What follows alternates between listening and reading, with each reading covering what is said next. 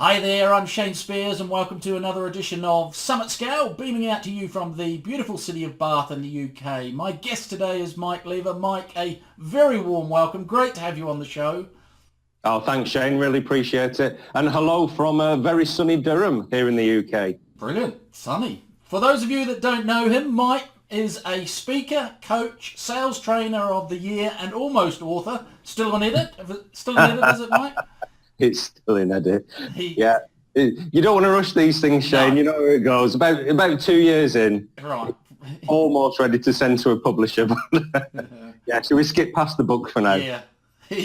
Mike has over 25 years sales enablement experience, and including 20 years in training and coaching. He's designed, launched and led programs for some of the biggest national and international businesses. As a coach and mentor, he works with startup MDs and commercial directors. And Mike is particularly interested in the behavioural elements of development and looks at sales from the client's angle. He's the creator of the 3TW, Try This Week series of development videos, and the ABCD model of behaviour. In 2014, he won Britain's Sales Trainer of the Year after increasing a client's margins by 19.7%. Brilliant. Mike, the title of our interview today is Selling is Easy, People are Complex. And we have 5 minutes for the interview. If you're ready, okay. I'll start the clock. Ready, Shane? So, selling is easy, people are complex. That's a pretty provocative thing to say. Is it your strap line or is it something you really believe in?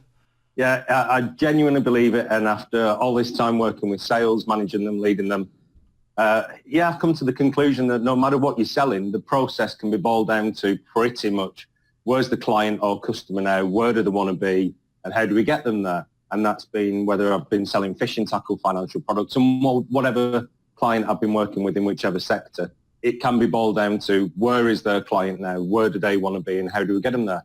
So that's the sales process. The problem is that we as the people involved in this, and by we I mean us as the salesperson and us when we're in client mode, we're complicated things. So whatever version of you right now, Shane, you know that in the approach to lunchtime, the chemical balance will shift, depending on the weather outside, depending on your interactions between now and then, that will influence how you behave, and equally afterwards. So we're such complex beings that it's us who overcomplicate things, and it's us who bring certain biases and all of the other good fun things into those interactions. So selling is easy, but people are complex. Yeah.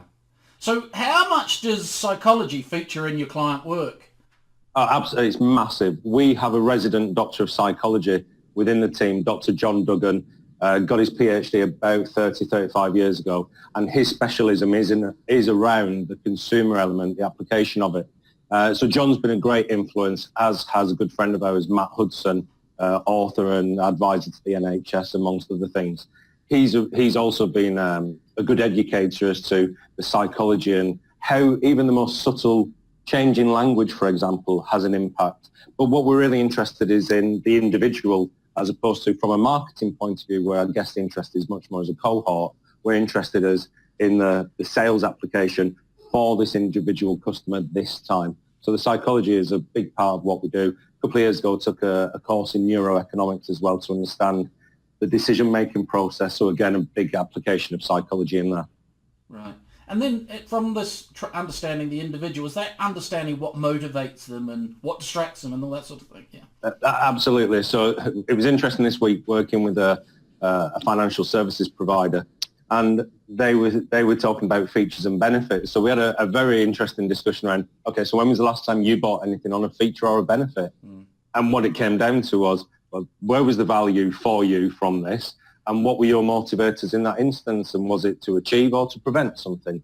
But it's really once you've understood what the primary motivator was, and once we've satisfied that, it's normally the secondary motivator that's the big reason for buying things. And we explored that in quite a lot of detail. And I think it was a little bit of a revolution for some of the folks, because they've been taught in the past, well, we buy on features and benefits. And quite surprised to find out that no, we don't. Yeah, no. And how does your ABCD model help businesses?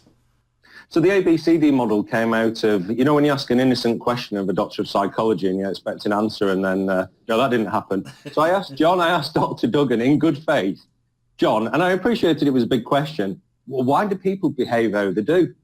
And so he sent me off on a 4-year mission. And 4 years later, I'd drawn up this model. I'd a lot of research and a lot of notes. And I remember saying to one of my co-directors, I showed her some of the notes, and one of us said, we can't show that to clients. That doesn't make sense. So then condensing it down into a model. And I showed it to John, and he verified it. And we took it to an independent doctor of psychology at one of the local universities and talked him through it. And he verified it. And he said, based on current understanding of how the brain works, that is absolutely, you've nailed it, which was good validation. Yeah. And it works because it helps to understand what are some of the things that we need to take into account if we want to appreciate and modify people's behaviours. And I don't mean that in a sinister kind of CIA operative kind of way, but if, for example, you're a coach, if you're a leader of a team, if you just want to talk about colleagues and family and friends, and clearly if you're in sales, what are some of the things you need to do? So the ABCD stands for awareness, bias, comfort zones and decisions, and it's part of a bigger piece. But we know that, number one, if we can increase our awareness of our own biases and where we are in terms of our comfort zone, as a starter, we know that influences the decisions we'll make. That changes, for example, the shape of the questions we ask. That then changes the information we get from customers, and that has an impact, hopefully positive, on the conversation that flows. So that's kind of an insight. We've worked with some big names, almost said them then.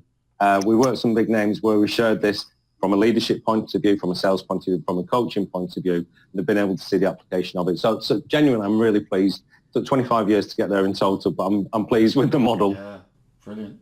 Well, bang on time as well, Mike. I could talk to you all day on this stuff. Folks, for more resources, check out Mike's website, www.newresults.co.uk. Mike, I really appreciate it. Really insightful stuff.